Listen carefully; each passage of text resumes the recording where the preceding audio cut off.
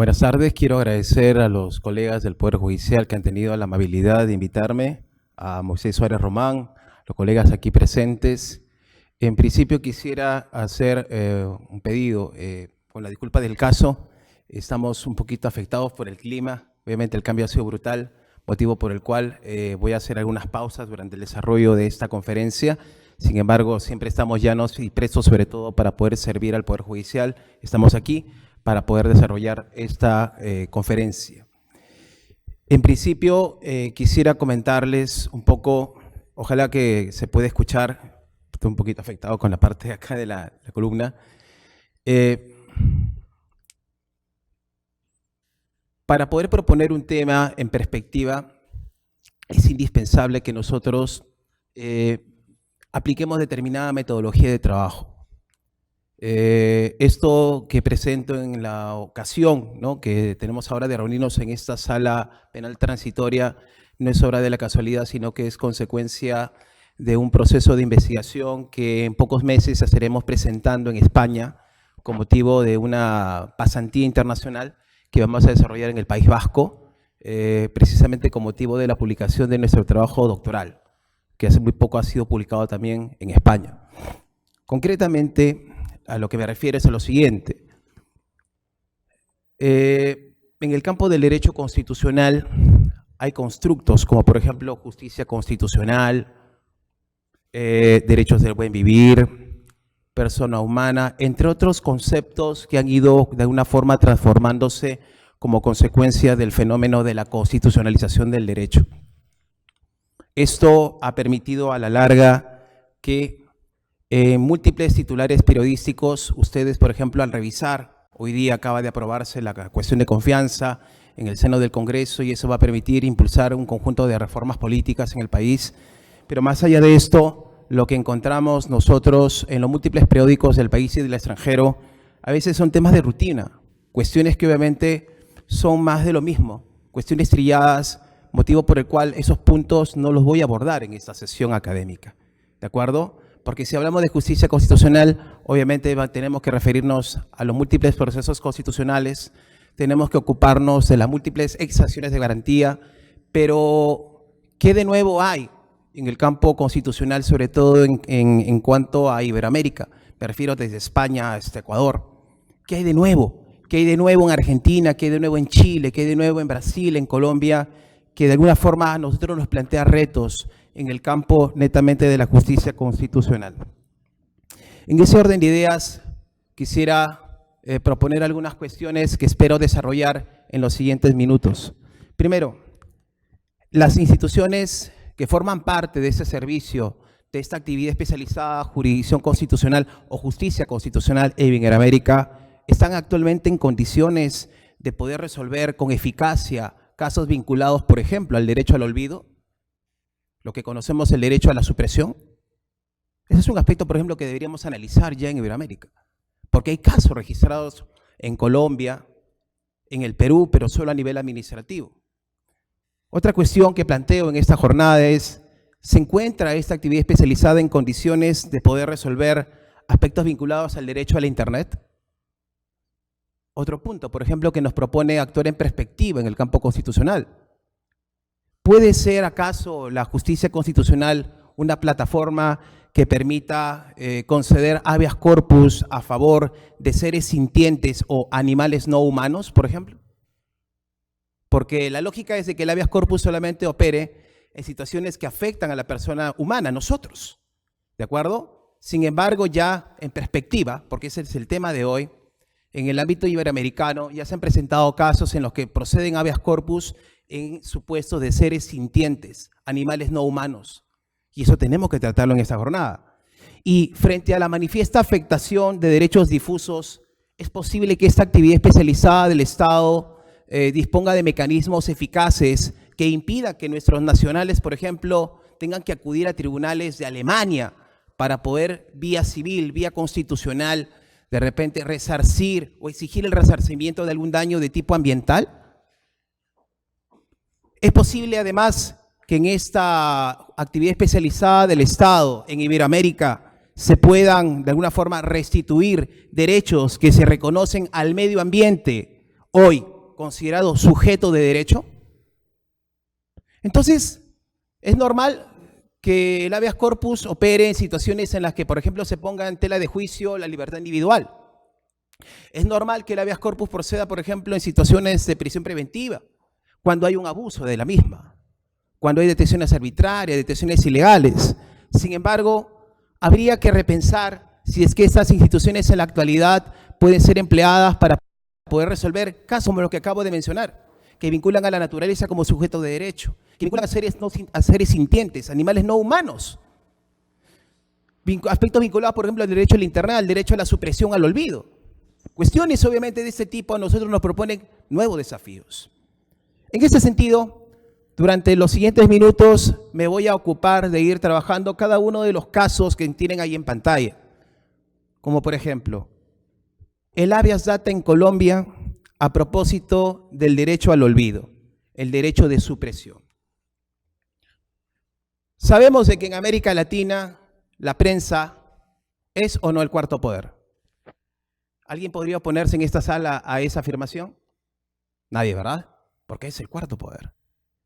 Entonces, cuando una persona es investigada por determinados hechos, normalmente lo primero que se publica en los titulares en internet es: fulano, mengano, sutano está siendo investigado por tocamientos indebidos. ¿Bien? ¿Qué sucede cuando esa persona es absuelta? Tan solo hay un pronunciamiento a nivel judicial. Pero ¿y la información que circula en redes? La información que ha sido publicada en medio impreso, que se va a mantener. Definitivamente esto ha generado más de un problema que ha sido tratado ya a nivel jurisdiccional y sobre todo en el ámbito de la actividad especializada, o sea, en la constitucional. Vamos a asignarle un nombre a la persona cuyo caso voy a relatar a continuación. Mencionemos de que esta persona lleva el nombre de Gloria. Se trata de una ciudadana colombiana que fue implicada en una investigación por trata de personas. Este proceso duró alrededor de 6 años. Como no habían, obviamente, elementos de prueba, lo que sucede en Colombia fue lo siguiente: operó la prescripción de la acción penal. Sin embargo, 10 años más tarde, cuando Gloria pretendía recuperar su puesto de trabajo o insertarse en el mundo hotelero al cual pertenecía en el campo de los negocios, no podía, porque actualmente no solo nos revisan nuestra hoja de vida, sino que además nos googlean. Actualmente ya nos googlean, buscan nuestra información en redes, en Google, etcétera, etcétera. Y resulta que los motores de Google de información permitían obtener los siguientes datos: que la señora Gloria estaba siendo investigada por trata de personas, cuando en ese caso ya había operado la prescripción de la acción penal. ¿Qué hizo? Obviamente presentó un recurso administrativo ante Google Colombia, situación que no fue atendida y que motivó que ella llegara a instancias constitucionales. A través de una acción de tutela en Colombia, tuvo que recurrir hasta la Corte Constitucional, la que finalmente otorgó, obviamente. En consecuencia, ¿qué es lo que se le está reconociendo? ¿Qué es lo que en el fondo a mí se le estaría restituyendo? Su derecho al olvido. ¿De acuerdo? El derecho al olvido en Colombia. La pregunta es, ¿y en Perú tenemos registrado alguna situación similar? Sí. Tuvimos el caso de un empresario que fue investigado por actos contra el pudor. A diferencia del caso colombiano, en la que operó la prescripción de la acción penal, en el caso peruano fue absuelto. Sin embargo, información vinculada a ese caso de actos contra el pudor seguía circulando en Google. Eso obviamente impedía que él pudiera desarrollar su vida con normalidad. ¿Qué hizo? A diferencia del caso colombiano, en que fue a la vía administrativa, luego acudió a la vía constitucional, vía acción de tutela, para promover un habeas data, en el caso peruano, el caso fue resuelto a nivel administrativo ante el Ministerio de Justicia. Sabemos de que el Ministerio cuenta con una oficina que es la Autoridad Nacional Protectora de Datos, que es la que ordenó y multó a Google Perú, ¿verdad?, por mantener esa información que todavía vinculaba a este empresario peruano con el caso de actos contra el pudor. ¿Qué está haciendo Google en los próximos días? Entiendo yo de que ya está por iniciar, obviamente, su anclaje, digamos, en la vía jurisdiccional ordinaria para, obviamente, revertir la multa que le ha sido impuesta en nuestro país, en el caso del derecho al olvido de ese empresario peruano. Por lo tanto, el habeas data como proceso constitucional en el marco de la justicia constitucional iberoamericana no solamente es empleado para poder acceder a información, también es posible a través de este mecanismo constitucional poder ejercer el derecho al olvido, el derecho a la supresión, sobre todo en esa realidad virtual que conocemos hoy como Internet. Entonces, ese es uno de los primeros casos que quisiera comentar en perspectiva constitucional en Iberoamérica. Siguiente aspecto, el habeas corpus, artículo 25 del Código Procesal Constitucional del Perú. Sabemos de que opera para restituir el estado de cosas anterior a la amenaza o vulneración del derecho a la libertad individual. ¿Es correcto o no? Es lo que se afirma en nuestra normatividad. La pregunta es, ¿y el habeas corpus podrá proceder en el Perú a favor de seres sintientes, animales no humanos? Tenemos ya un marco normativo, la ley 30.407, por si acaso. La ley número 30.407, la ley de protección animal, cuyo artículo 14 establece que los animales en situación de semicautiverio, obviamente, merecen un trato digno. Les cuento un caso. Hacia el año 2017 en Colombia se presentó la siguiente situación, interesante. Resulta que en la reserva de Río Blanco, en la ciudad de Manizales, Colombia, habitaba un oso andino de anteojos cuyo nombre era Chucho durante 18 años. 18 años. Vivía obviamente acompañada de su pareja Clarita. Clarita muere y se ordena de que Chucho sea trasladado al zoológico de Barranquilla. ¿Qué hizo el ciudadano Luis Domingo Gómez, abogado constitucionalista de Colombia? Planteó una demanda de habeas corpus a través de una acción de tutela a favor de Chucho. El órgano jurisdiccional concedió el habeas corpus, ordenó que se restituya a Chucho a su hábitat natural, considerando de que esto ponía en serio peligro su existencia. ¿Qué hubiera dicho al respecto, por ejemplo, racionalistas como Kant, ¿no? En la línea de lo que ha propuesto ya la Sala Civil de la Corte Suprema de Colombia? Dice que hay que obrar de tal modo que usemos la humanidad tanto en nuestra persona como en la persona de cualquier otro ser, cuyo fin al mismo tiempo sea solamente, o eso no sea considerado simplemente como un medio. Y en el caso de Chucho en Colombia, obviamente nos plantea a todos nosotros el proceso de descosificación de los animales. Por ejemplo, descosificación. Muchos abogados aquí presentes podrán dar fe de esto. Cuando hemos llevado curso de Derecho Civil en romano, nos decían de que los animales son res o cosa. Pero ese nuevo marco normativo vigente en Colombia y actualmente en el Perú, a través de la ley 30.407, nos permite descosificar a los animales. Por lo tanto, se trata de un caso que inédito, obviamente, en el ámbito de la jurisprudencia colombiana, en el cual se inclina a favor de un animal no humano la balanza en el marco de un proceso constitucional de habeas corpus. Y eso, obviamente, a la fecha ha permitido que Chucho retorne a la reserva de Río Blanco. Se trata entonces de un caso sin precedentes, en el marco de la ley 1774 del año 2016 en Colombia. En el Perú, ¿podría ocurrir una situación similar? Posiblemente, porque a partir del año 2016 nosotros contamos con la ley 30.407, ley de protección animal. Por lo tanto, ¿podríamos tener casos de este tipo en el país? Es muy posible, si salimos de ese viejo marco en el que consideramos que el habeas corpus únicamente opera a favor de personas naturales como nosotros. Otro caso importante en el ámbito iberoamericano que quiero comentar en esta jornada. Hacia el año 2013, México se convertía en la 8ª nación del mundo en reformar su constitución incorporando el derecho fundamental a la Internet. Eso con motivo, obviamente, de la Declaración de la ONU del derecho a la Internet como derecho humano universal. Esto aquí ha obligado de que México y estas 8 naciones del mundo entero, ¿sí?, tengan que definir nuevas políticas que permitan la accesibilidad de todos los ciudadanos a la Internet. ¿De manera gratuita? Posiblemente, pero el objetivo es que todos puedan acceder a Internet. ¿Por qué? porque la Internet permite el acceso, obviamente, y a la vez el ejercicio de otros derechos fundamentales, como por ejemplo la libertad de expresión, la posibilidad, obviamente, de poder interactuar, de poder realizar negocios, actos jurídicos, etcétera, etcétera.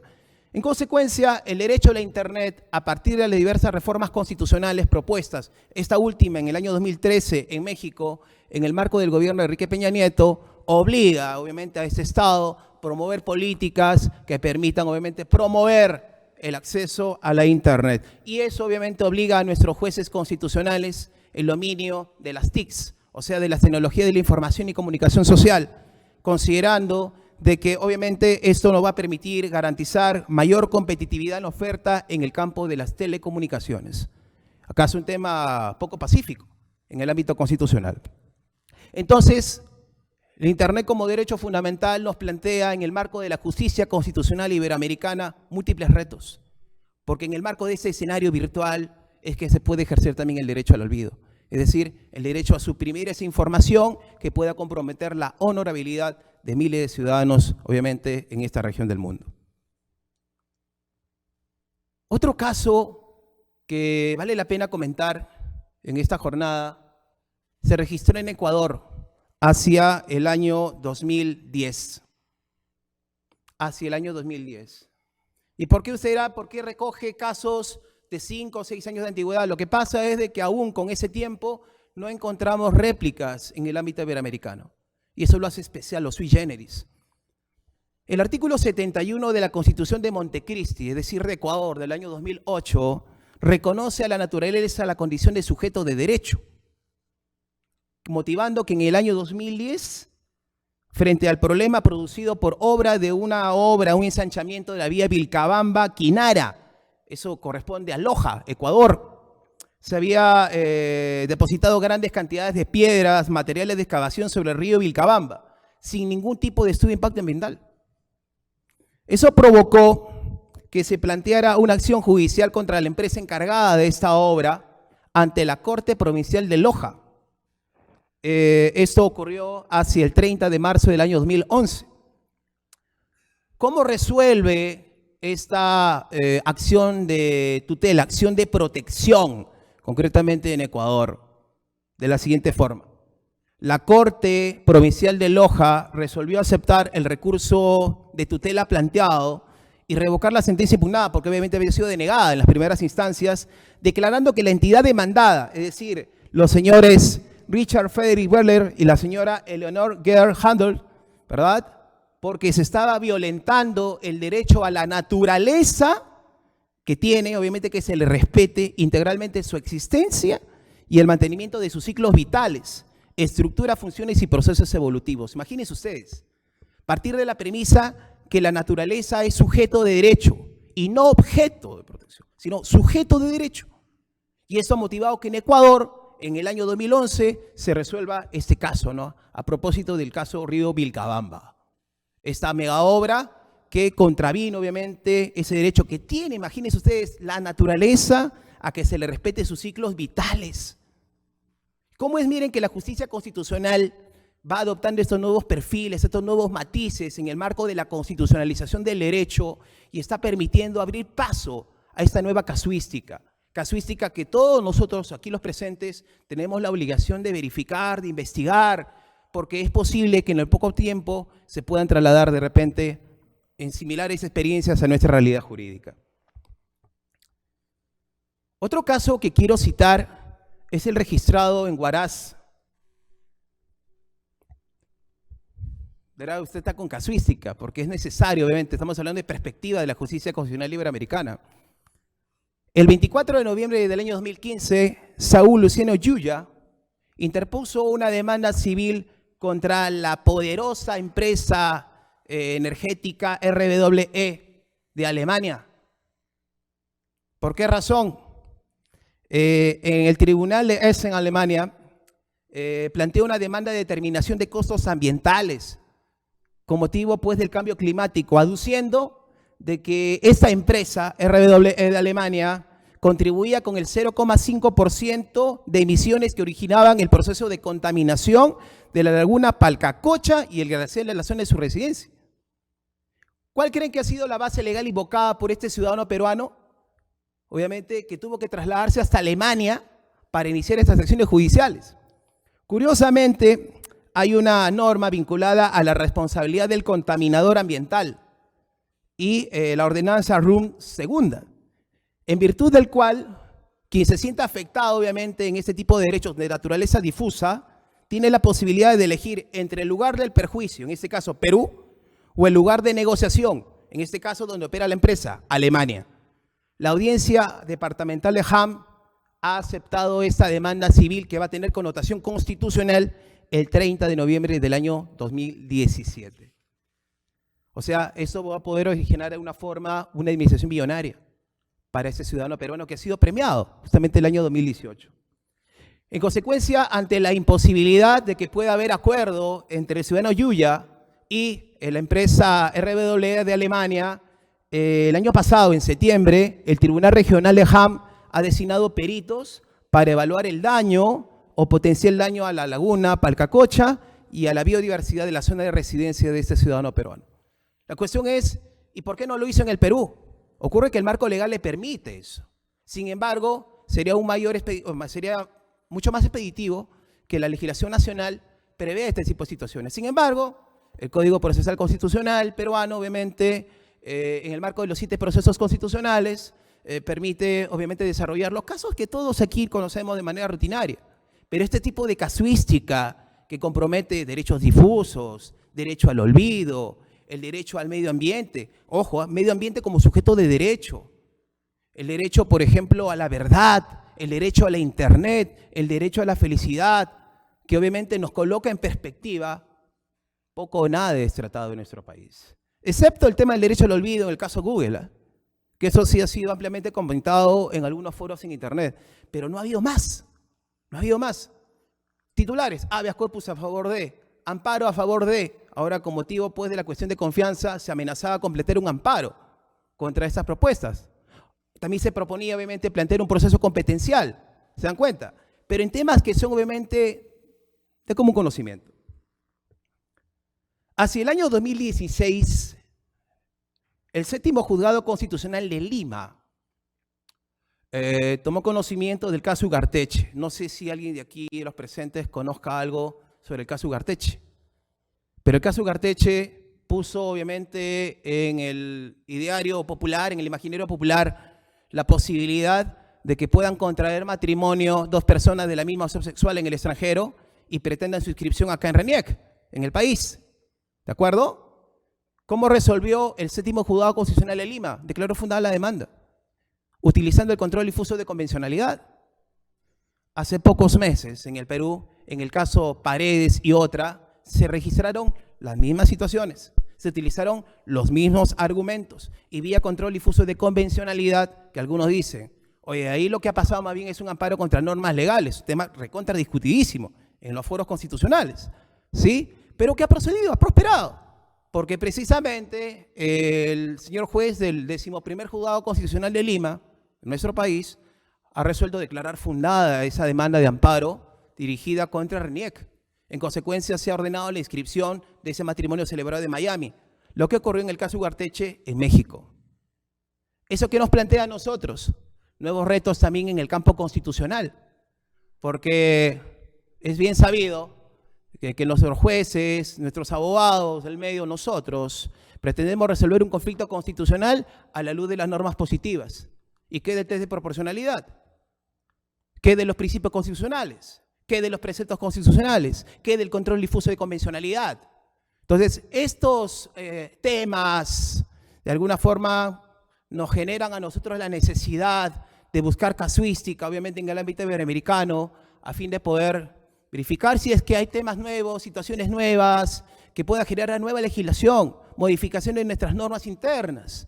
Entonces, yo invoco a cada uno de ustedes a hacer la búsqueda de esta casuística que en Iberoamérica hay de mucha índole, es muy diversa, considerando de que ya hablamos, por ejemplo, en Iberoamérica de derechos del buen vivir, en Bolivia, en Ecuador, en el Perú medianamente. Hablamos del derecho al olvido, Hablamos de la naturaleza como sujeto de derecho, de seres sintientes, animales no humanos que pueden ser beneficiados a través de un habeas corpus. Entonces, este tipo de situaciones registradas en los últimos 10 años en Iberoamérica nos ponen obviamente en una situación bastante expectante, ¿no? ¿Qué es lo que sigue en el ámbito constitucional? Y esto tiene que ver obviamente con algunas reflexiones finales para luego obviamente entrar en el diálogo con cada uno de ustedes, porque no pretendo hacer de esto un monólogo.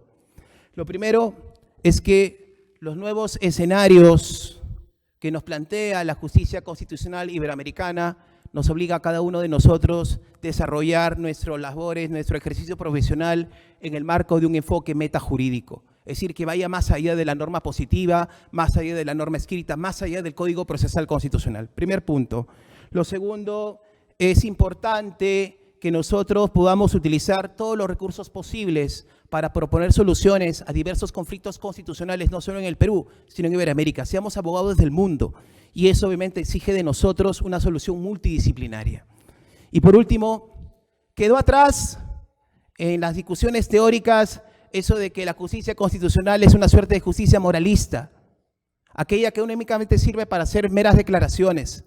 Es momento ya de una justicia constitucional más proactiva y en perspectiva, porque según lo dicho alguna vez por Gabriel García Márquez, en América Latina definitivamente la realidad siempre va a superar a la ficción y el derecho constitucional, muchas de sus instituciones son ficción jurídica. Ojalá hubiera alguna pregunta respecto a estos casos, encantado obviamente de poder absolverlas y poder entrar en un diálogo con cada uno de ustedes. Muchas gracias.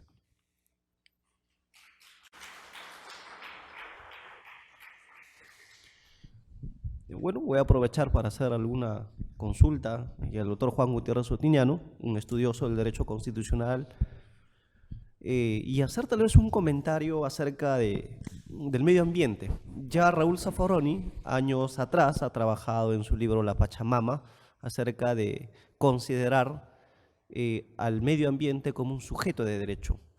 Muchas veces porque en la actualidad se está dando prioridad a la no contaminación ambiental, a la lucha de la tala ilegal de la selva, la deforestación.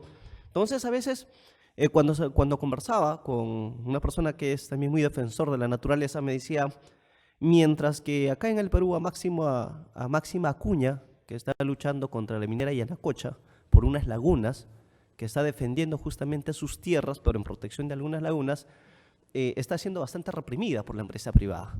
En cuanto ella no tiene apoyo más que tal vez de alguna ONG, en cambio la empresa privada incluso tiene un contrato con la policía, ¿no? La policía brinda, normal está dentro del Estado, de ese marco del Estado, tiene ese apoyo policial.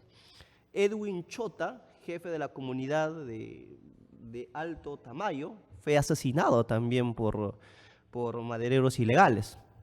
También tenemos a Ruth Buendía, defendió a 10 comunidades ayanincas de ser desplazadas por la construcción de centrales hidroeléctricas, ¿no? Entonces, hoy por hoy el medio ambiente, la naturaleza se está jugando un punto muy importante debido a que tal vez el derecho constitucional hoy en día se utiliza para otros derechos, en el futuro va a ser para la protección de los derechos fundamentales, como el derecho tal vez al agua, o que hoy día lo es el derecho fundamental a la tala ilegal, a la no contaminación.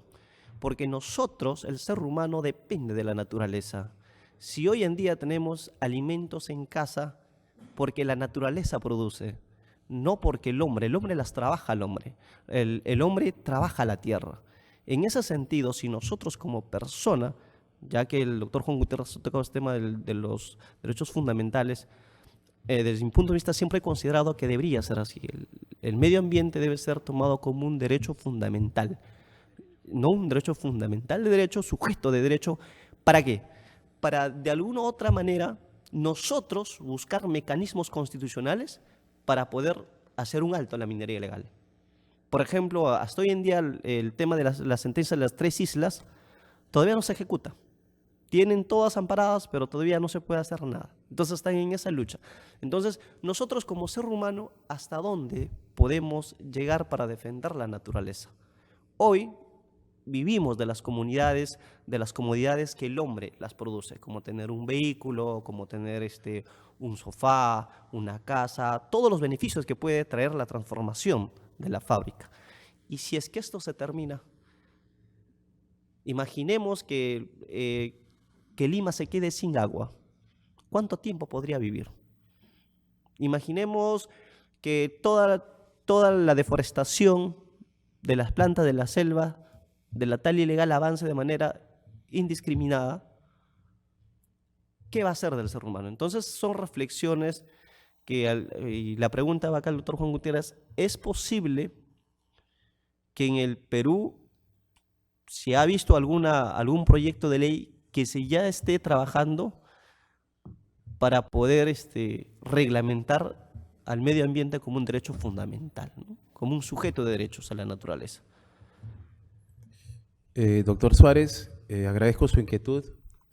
En principio, para poder estructurar un proyecto de ley de tamaña dimensión, lo primero que se tiene que hacer en el país es un estudio respecto, obviamente, a la impronta de los derechos del buen vivir.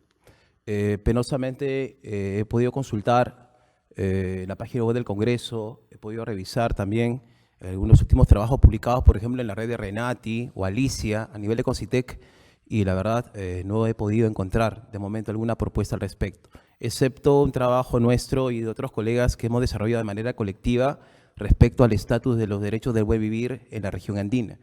Entonces, a partir de allí se están haciendo propuestas, ¿no?, de ley referenda a fin de poder, obviamente, en un futuro no muy lejano, en vía de una reforma constitucional, llevar al reconocimiento de la naturaleza también en el país en calidad de sujeto de derecho. Ahora, esto de la corriente neoconstitucional, muy cuestionada también en el país, ha llevado, por ejemplo, que ecuatorianos, bolivianos en la actualidad propongan sus textos constitucionales en dicho sentido, ¿no? Es interesante cómo es que en estas constituciones políticas escritas anteponen los derechos sociales, económicos y culturales a los derechos individuales, su situación que no tiene lugar en el país, y eso obviamente hace que en el Perú privilegiemos únicamente la libertad individual, que privilegiemos, por ejemplo, los derechos individuales, pero no los derechos difusos, y eso ha obligado a que el señor Yuya de Huaraz haya tenido que viajar hasta Alemania para poder iniciar una acción contra una empresa cuya actividad solamente representa el 0,5 de la emisión de carbono, que contraviene, que compromete la biodiversidad de su zona de residencia. Todo porque obviamente en el país no cuenta obviamente con esos mecanismos, y si hubiera, obviamente no hay el personal técnico adecuado que permita salvaguardar ese tipo de derechos, ¿no?, que es la de vivir en un medio ambiente sano y equilibrado. Y ojo, que esto no es el único tema, hay otros más. El tema, por ejemplo, del derecho al Internet. De acuerdo a los últimos estudios, nuestras ciudades ya tienen más o menos a más del 80% de sus habitantes conectados al Internet. Sin embargo, no existen obviamente todavía propuestas que puedan de alguna forma hacer eco a la reforma constitucional mexicana del año 2013. Con eso no quiere decir que incitemos a la copia, al copy-paste, obviamente, de las propuestas de reforma constitucional, pero es necesario de que los legisladores, que nosotros podamos colocar las barbas en remojo y repensar la nueva temática y repensar sobre todo las nuevas exigencias sociales, ¿no?, en el plano iberoamericano. No sé si habrá alguna inquietud de parte de alguno de ustedes con respecto a alguno de los casos que tienen en pantalla. Repito, no son casos de naturaleza convencional, no son tipo caso, pues, César Bryan Delgado, habeas corpus restringido. No es el típico caso, pues, de Santiago Terrones Cubas, de libre desafiliación de las AFPs. No es el típico caso, pues, ¿no?, de Genaro Villegas Namuche sobre el derecho a la verdad, ¿no? Esos casos que en nuestras aulas universitarias peruanas se discuten en cursos de derecho constitucional o procesal constitucional. Estos son casos en los que nuestros jueces constitucionales han tenido que ir más allá de la legislación positiva. Y eso es importante porque dentro de las propuestas que hay en el campo de la argumentación jurídica, se dice, ¿en qué modelo de juez te adscribes? ¿No? ¿Eres juez Júpiter, eres juez Hermes o Hércules? ¿Qué eres tú, finalmente? ¿Eres un ingeniero social? ¿Eres un simple, de alguna forma, transmisor de la ley? ¿O puedes, obviamente, ocuparte de la hermenéutica o de la interpretación normativa a la luz de los preceptos y principios constitucionales? ¿En qué papel te encuentras? ¿Qué rol cumples tú?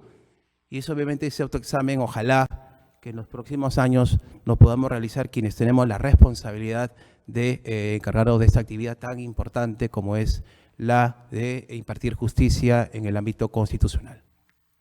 No sé si habrá alguna inquietud, por favor, de alguno de ustedes, sobre el caso Vilcabamba de Ecuador, sobre el caso de seres sintientes en Colombia, sobre el derecho a la Internet en México, sobre el derecho al olvido en México. No sé si esperaban alguno de estos casos de repente en esta conferencia, no lo sé, pero me temo que no, porque estamos acostumbrados obviamente a que cuando tratamos de justicia constitucional siempre toquemos temas de repente muy mediáticos del país, ¿no? Cuestiones de amparo en los que de repente pues está implicada una comisión del Congreso, como el caso, por ejemplo, cuando Alan García planteó el amparo contra la mega comisión, en su momento presidida por Sergio Tejada, ¿no? Y que fue muy discutida en el quinto juzgado constitucional de Lima. Y a través de un amparo él logró obviamente, de alguna forma, salir obviamente de ese plano de investigación. Este tipo de casos obviamente son muy comunes. Esto no. Y esto obviamente coloca en perspectiva a la justicia constitucional en toda Iberoamérica, en toda Iberoamérica. Esto nos va a hacer pensar, esto nos va a hacer obviamente reflexionar sobre el derecho, sobre si es que el derecho constitucional en esta región del mundo está evolucionando. Y esta es una clara respuesta, sí está evolucionando. Es cuestión de que cada uno de nosotros ingrese. Tenemos una herramienta poderosa en nuestras manos que nos va a permitir hacer investigación jurídica, porque eso hace falta en el país. Hacer investigación jurídica, no para estar en laboratorios, sino para poder innovar, para hacer propuestas de ley diferenda y evitar plagios, por ejemplo, en proyectos de ley, ¿no? Muy denunciados, ¿no?, en nuestro medio, y que espero obviamente pueda ser solucionado en los próximos años con un nuevo Congreso, con nuevos juristas, con nuevos jueces, que hagan realmente de la justicia constitucional el escenario idóneo para la defensa de los derechos constitucionalmente protegidos en el marco de un rol garante. Ese rol que nos imputa, que nos atribuye el Estado constitucional y democrático de derecho en toda Iberoamérica. Una pregunta. No sé si usted escuchó sobre la consulta previa, específicamente el acta de Orissa en Loreto, que bueno, creo que es el único antecedente que tienes de consulta previa, por así decirlo, aplicando, en la cual la cuenca del Corrientes, por el Marañón, hacía una negociación con el gobierno regional que les dio una balsa y supuestamente medicamentos a las comunidades indígenas. Sin embargo, es tanto la explotación hacia las comunidades indígenas en la parte de la selva que ya las propias comunidades adoptan ese tema de la corrupción y los líderes de las comunidades indígenas comienzan a venderse hacia las petroleras, o en este caso Petroperú, ¿no?, por un viaje a la ciudad o simplemente un pago hacia de medicina hacia las poblaciones, pero que quede un grupo cerrado. No tanto se aplica el tema de la consulta previa, ¿no?, como la tala de árboles. En cambio, en Brasil es un tema mucho más, realmente se aplica, ¿no? Realmente tiene que tener el permiso de las comunidades indígenas para poder realizar las tablas. Si tiene alguna información sobre ese tema. No solo sobre ese tema, sino lo que se nos viene, por ejemplo, en Arequipa, con motivo del proyecto Tía María también, que tiene que ver muchísimo con lo que usted acaba de mencionar, ¿no? Justo, no sé si ustedes han tenido ocasión de revisar los periódicos el último fin de semana. Sé que todos hemos estado con el tema de la cuestión de confianza muy a tope, incluso el día de hoy. Sin embargo, ya están a punto de darle la licencia de construcción a Sauder, por ejemplo, en Arequipa, y está a punto de vencerse la vigencia del estudio de impacto ambiental de esta empresa. En cuanto a la línea de lo que se consulta, ¿no?, la consulta previa, sabemos perfectamente que viene obviamente del marco de un convenio de la OIT, que fue de alguna forma aterrizado, positivizado en el país en pleno gobierno de Humala, si mal no me equivoco, y luego reglamentado por el Ministerio de Agricultura. El problema es, caballero, es que el Viceministerio de Interculturalidad es el encargado, era el encargado por entonces de poder crear esa base de datos que permita incorporar a todas esas comunidades, más de 5.000 comunidades campesinas en el país y alrededor de 2.700 a 3.100 comunidades nativas que hay en el país. En promedio, es un aprox. Sin embargo, no todas finalmente lograron ser incluidas. Entonces, es probable a su inquietud de que esta comunidad y otras hayan ingresado obviamente por la ventana, obviamente, a esa base de datos, provocando obviamente un ligero manejo entre el Estado y estas personas, que como usted bien indica, de repente se hace una cuestión muy cerrada en la que no participan todos, sino solamente los líderes, las cabezas obviamente de estas pequeñas comunidades, ¿no? Y esto crea un problema porque no existe obviamente un procedimiento bien definido, que se supone lo debería conducir el viceministerio de Interculturalidad. Lo debería manejar obviamente esa unidad. Sí, sin embargo, no he podido apreciar, obviamente, porque eso se supone debería ser publicado también en el portal de transparencia, no he podido encontrar, obviamente, información alguna al respecto, salvo lo último respecto al tema de Tía María, por ejemplo, que esta cuestión de confianza que se ha planteado ha generado que pase piola, ¿no? Y ahora ya están a punto de la licencia de construcción, ¿no? Sabiendo de que obviamente no hay licencia social en ese tipo de proyectos, como no lo hubo también en Loreto, como no lo hubo en Cajamarca, y como no lo ha habido obviamente en otros puntos del país. Entonces, ahí tenemos que saber conciliar, ¿no? Por un lado, ese derecho humano universal a la consulta previa, aterrizado en el país como derecho fundamental, ¿no? Con la licencia social que tienen también las comunidades, ¿no? De participar en la toma de decisiones sobre si es que va o si es que es viable o no ese tipo de proyectos.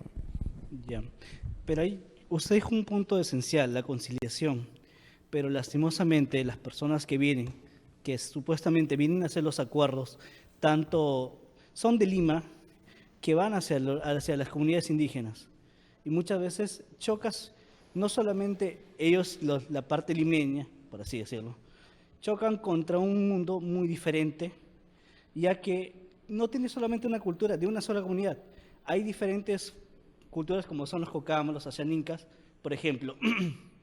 Los Ayaninkas no pueden ir a los mismos colegios que sus enemigos, o pueden compartir los mismos baños públicos que sus enemigos porque no pueden sentarse. O sea, el tema es, no se internalizan el tema cultural, que son tan diferentes, y muchas veces solamente llegan a la ciudad. Nunca hacen más allá de. Llegan a la ciudad, llegan a la parte pobre, por así decirlo, a la parte rural de la ciudad, y ahí nomás queda. Eso es muchas veces lo que pasa, tanto en diferentes aspectos, no solamente en comunidades indígenas, violencia familiar, educación, en fin, ¿no? Siempre se queda en la parte ciudad. Y ir a la conciliación por cada región, por cada comunidad indígena, es uno presupuestal y otro es la decisión de cada institución, ¿no? No solamente eso, sino que esto concuerda con la última reflexión que propuse en mi intervención, de que es importante hoy proponer, dice, ¿no?, a problemas complejos, soluciones multidisciplinares. Entonces, nosotros estamos todavía pensando a veces de que ese tipo de conflictos únicamente lo pueden resolver gente vinculada propiamente al campo del derecho constitucional, al derecho ambiental, al derecho administrativo, ¿no? Cuando necesitamos que esos equipos estén integrados por profesionales que conozcan la zona, que conozcan la lengua, obviamente, de origen, para poder, obviamente, comunicarnos.